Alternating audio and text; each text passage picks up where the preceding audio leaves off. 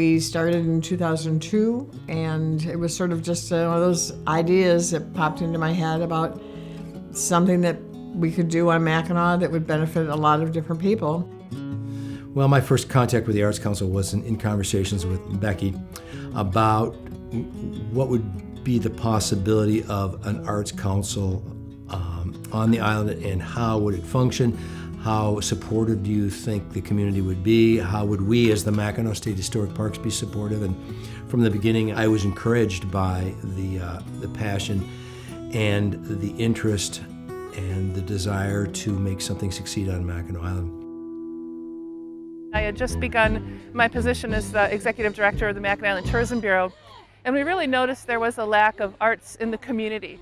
And Becky's vision was so thorough and beautiful.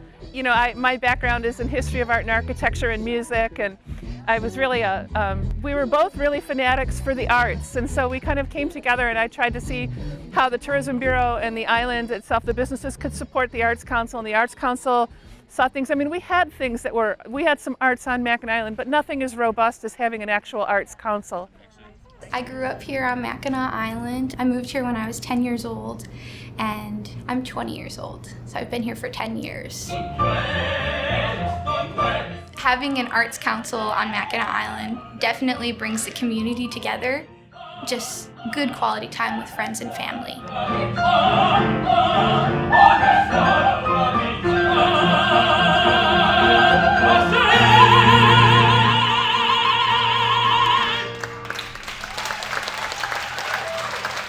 As a resident of Mackinac Island, the Arts Council is very important to me, and if that wasn't around, I think that would be a huge deficit to the island, just because that community aspect is what Mackinac Island is all about, in my opinion. Back in 2002, I believe, Becky asked me to help her with a project she was working on, and it ended up being the Mackinac Arts Council, and I was thrilled she asked me. And in the early days of the Arts Council, we focused on kids mainly at the school, because we felt that the arts were really not as well represented here on the island as we wanted them to be. We wanted to do more. Mackinac Island Public School has a wonderful art and music teacher and a lot of kids who are really interested in arts and culture. But being a school of only about 80 students, it can be tough to make field trips and music lessons and other opportunities for creativity to happen. So we're really happy to be able to take the kids on field trips to other cities to see artwork, to get artists to come to the island to visit the school during the school year, and also do exhibits and art classes specifically for the kids of the school, which is a big help in cultivating our next generation of artists. And I believed.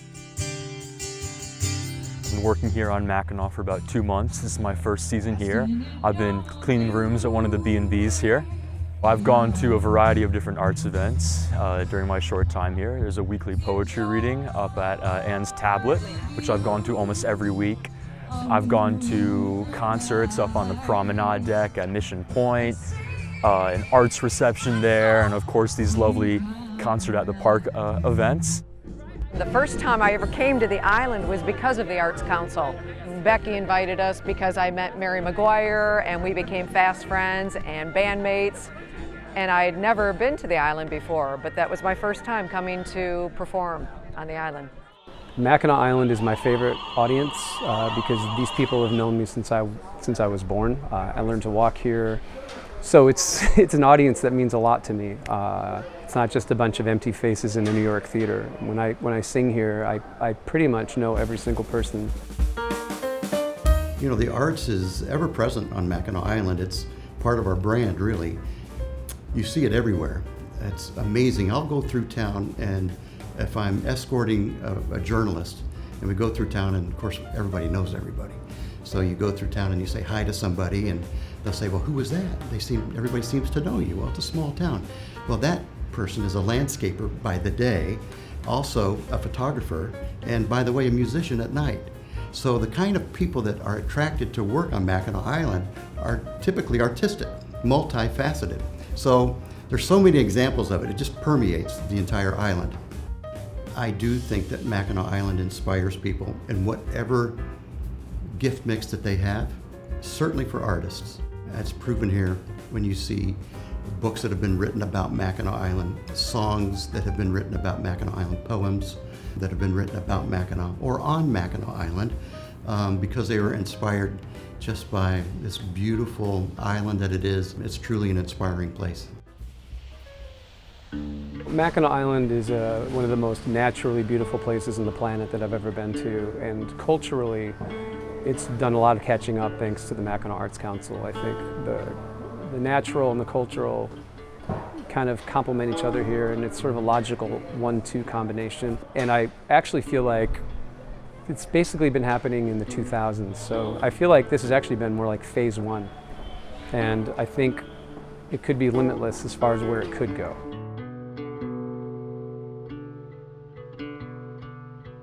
We wanted to embrace the K-12 school kids, the summer workers, the summer and year-round residents, and of course the tourists.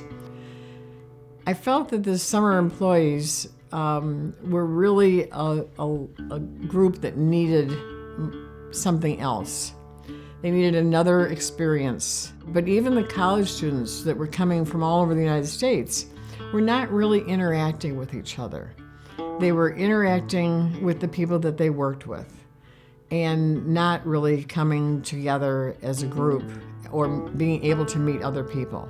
So they were very sheltered, I felt. And so you heard about somebody that maybe sang in the choir at their school, and then there might be someone singing in a choir down at the Island House, but they never had an opportunity to meet them.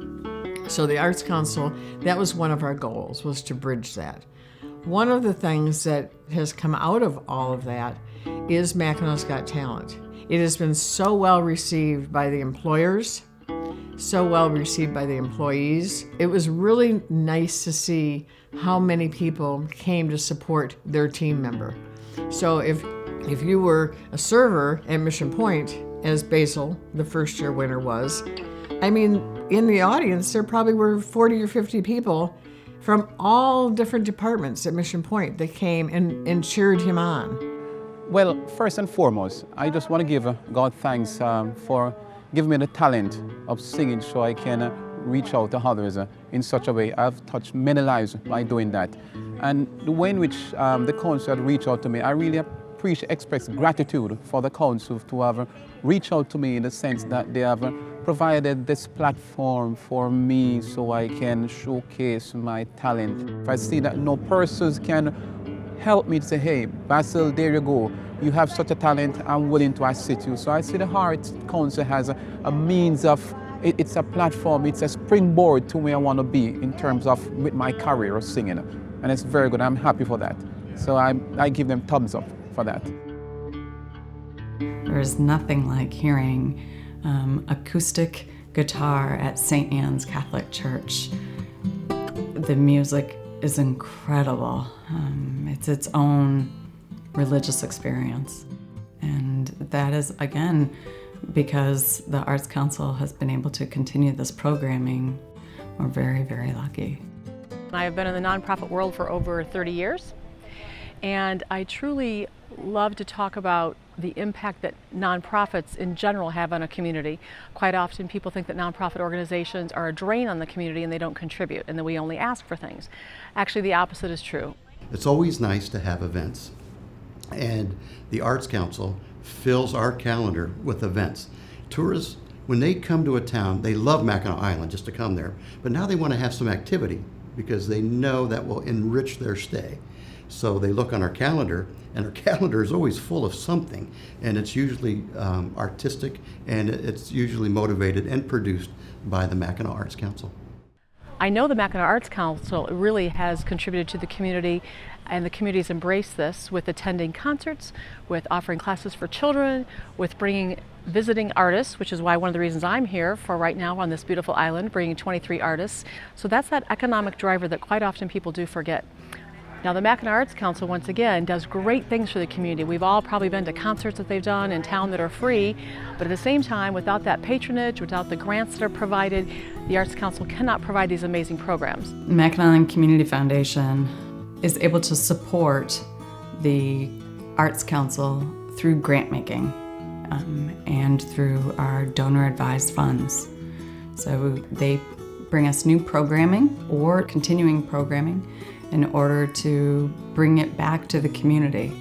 But it takes dollars in order for it to run. So remember, the next time that you're at a Mackinac Arts Council event, there's lots going on behind the scenes to make that happen, and we're always happy to be part of the community. The Arts Council has really made Mackinac a place where arts is now integral and a part of the fabric of the Mackinac community. It's up to all of us to keep this going and to keep it moving forward and to keep it expanding and doing the wonderful things that it's doing. So I encourage you to be a supporter, be involved, go to mackinacartscouncil.org and join us as we move into the future.